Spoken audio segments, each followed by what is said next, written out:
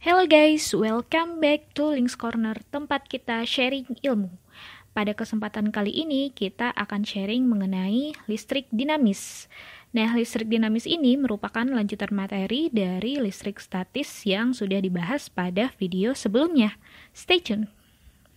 Pada tahun 1800, Alessandro Volta membuat baterai listrik. Dan dengan baterai tersebut, menghasilkan aliran muatan listrik tetap, berupa arus listrik tetap. Dan penemuan ini membuka era baru yang merubah peradaban karena teknologi listrik saat ini berdasarkan pada arus listrik.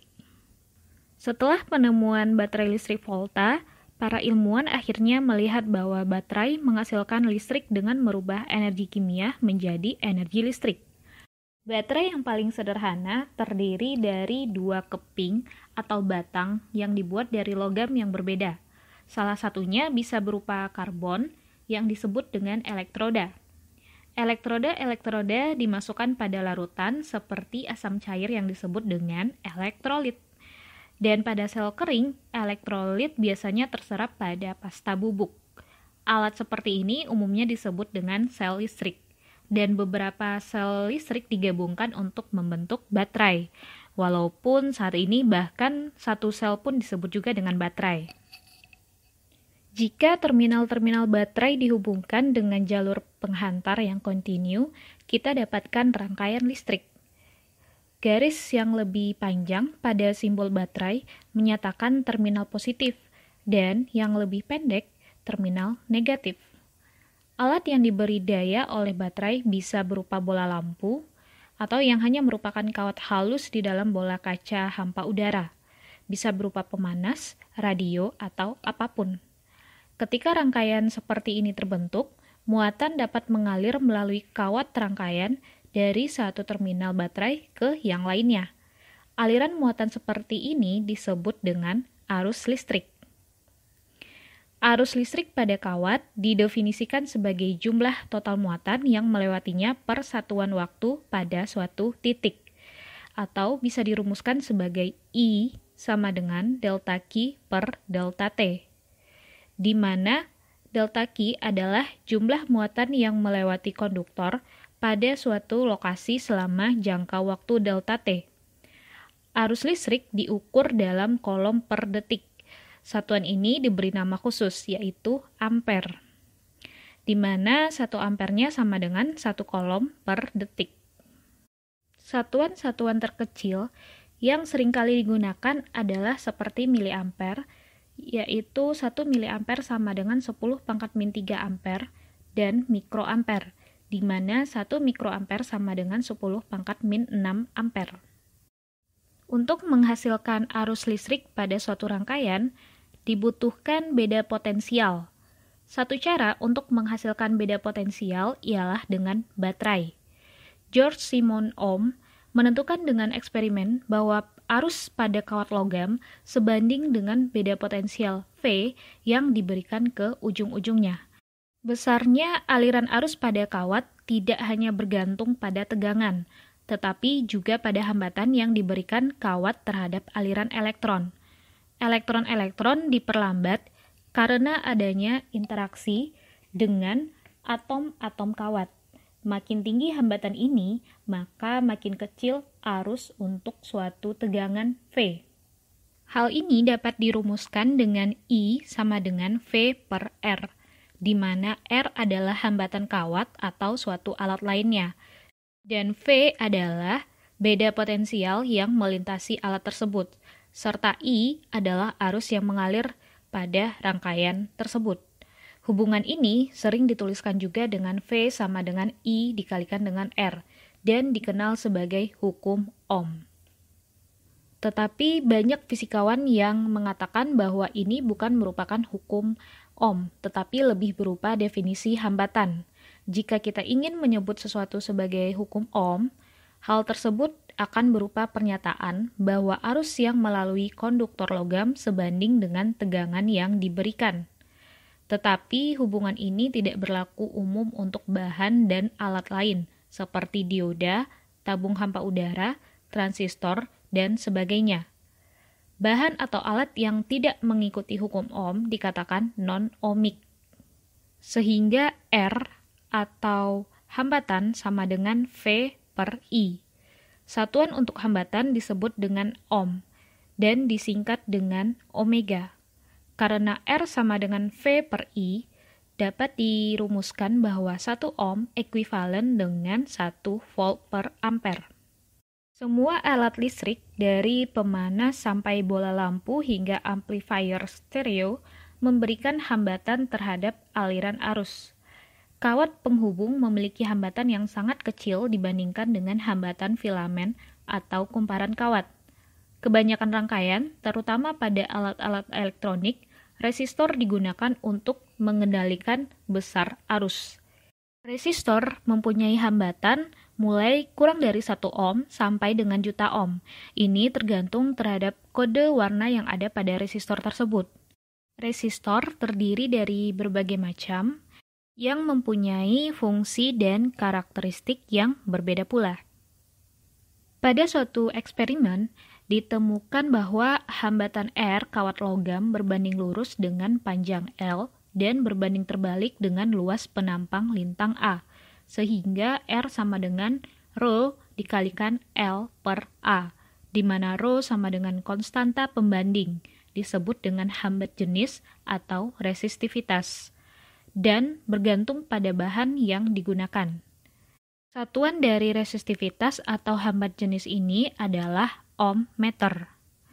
Nilai-nilai hambat jenis atau resistivitas bergantung pada kemurnian, perlakuan kalor, temperatur, dan faktor-faktor lainnya.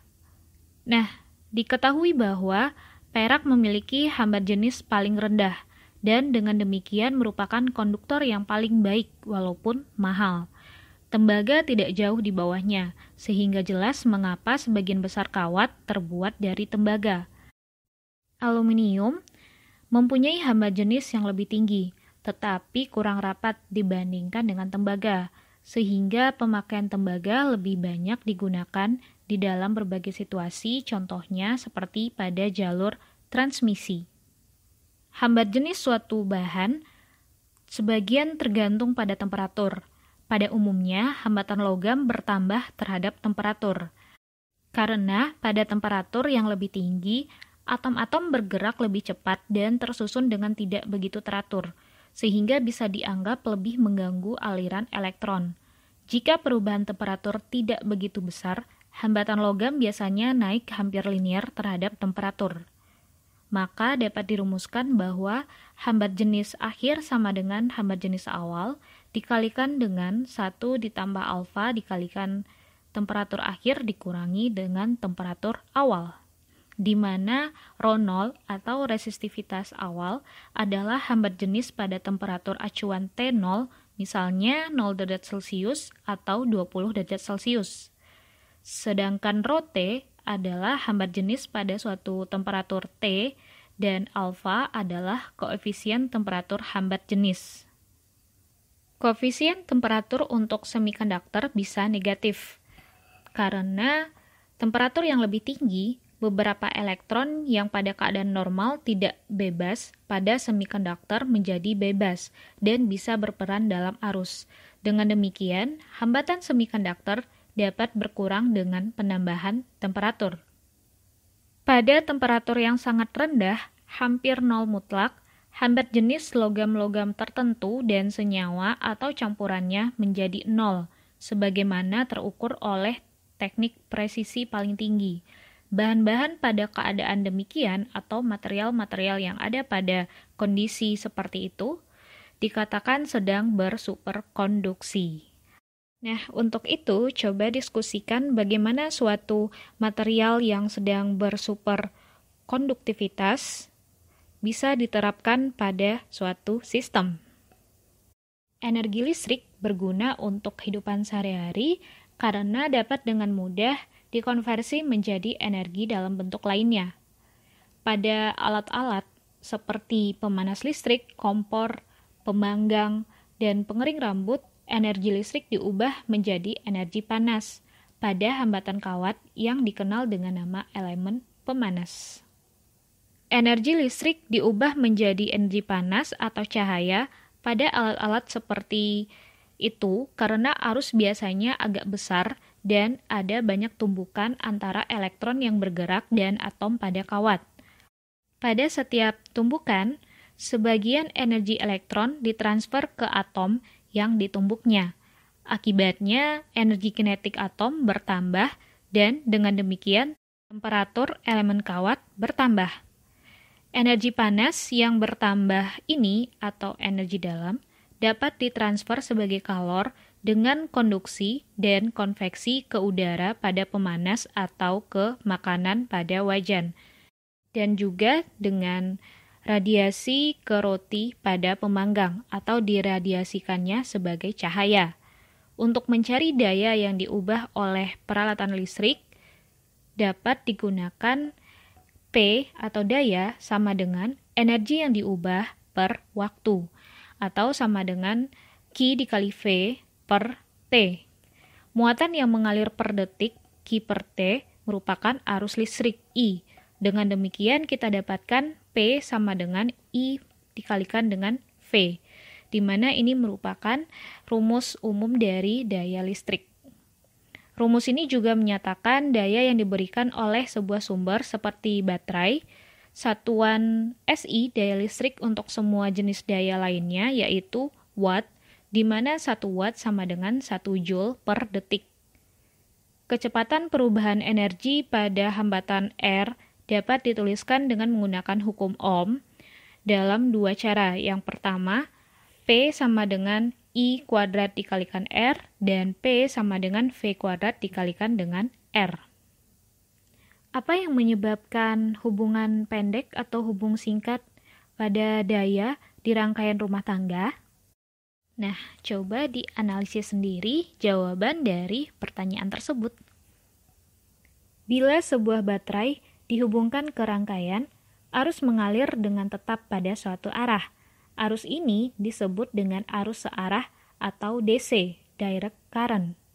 Bagaimanapun, generator listrik pada pusat pembangkit tenaga listrik menghasilkan arus bolak-balik atau AC, yang merupakan singkatan dari alternating current. Arus bolak-balik berubah arah terus beberapa kali setiap detiknya dan biasanya berupa sinusoidal. Elektron-elektron pada kawat pertama bergerak ke satu arah, kemudian ke arah sebaliknya. Tegangan yang dihasilkan oleh suatu generator listrik berbentuk gelombang sinusoidal. Kita dapat menuliskan tegangan sebagai fungsi waktu sebagai V sama dengan V0 sin 2pi Ft. Potensial V berosilasi antara plus V0 dan min V0. V0 disebut sebagai tegangan puncak.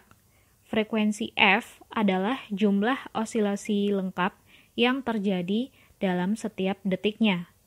Pada sebagian besar di beberapa negara digunakan frekuensi 50 Hz, termasuk di Indonesia.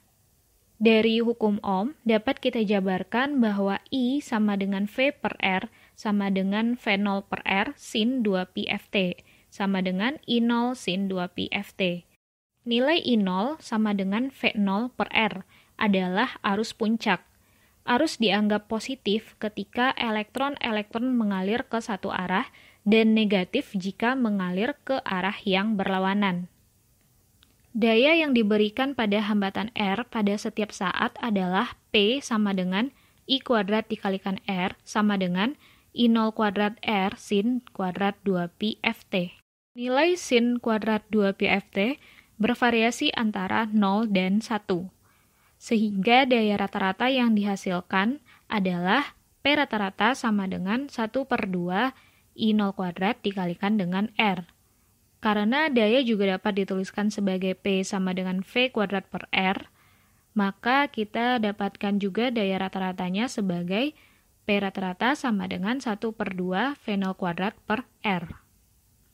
Akar kuadrat dari masing-masing I rata-rata kuadrat ataupun V rata-rata kuadrat merupakan nilai RMS atau root mean square dari arus atau tegangan, sehingga IRMS sama dengan akar I kuadrat rata-rata sama dengan I0 per akar 2, atau sama dengan nilainya 0,707 dikalikan dengan I0 atau I maksimum. Nah, untuk tegangan, V RMS sama dengan akar V rata-rata kuadrat sama dengan V max atau V0 per akar 2, sama dengan nilainya 0,707 dikalikan dengan V0 atau V maksimum. Nilai RMS V dan I disebut juga dengan nilai efektif. Nah, untuk daya rata-rata juga dapat kita simpulkan sama dengan I RMS kuadrat dikalikan dengan R, atau V RMS kuadrat per R. Jadi, arus searah yang nilai-nilai I dan V-nya sama dengan nilai RMS I dan V untuk arus bolak-balik akan menghasilkan daya yang sama. Dengan demikian, biasanya nilai RMS aruslah yang ditentukan atau yang diukur pada suatu rangkaian. Nah, untuk rangkaian-rangkaian listrik yang ada pada listrik dinamis ini akan dipelajari pada mata kuliah rangkaian listrik. Selanjutnya, penerapan fisika yang menggunakan prinsip listrik dinamis dapat berupa alat pacu jantung, terjadinya kebocoran arus, serta diterapkan juga pada alat ukur atau multimeter. Dan masih banyak lagi penerapan fisika yang menggunakan prinsip listrik dinamis. And finally, sekian dulu sharing session pada video kali ini. Dilanjutkan dengan materi berikutnya. See you on the next video.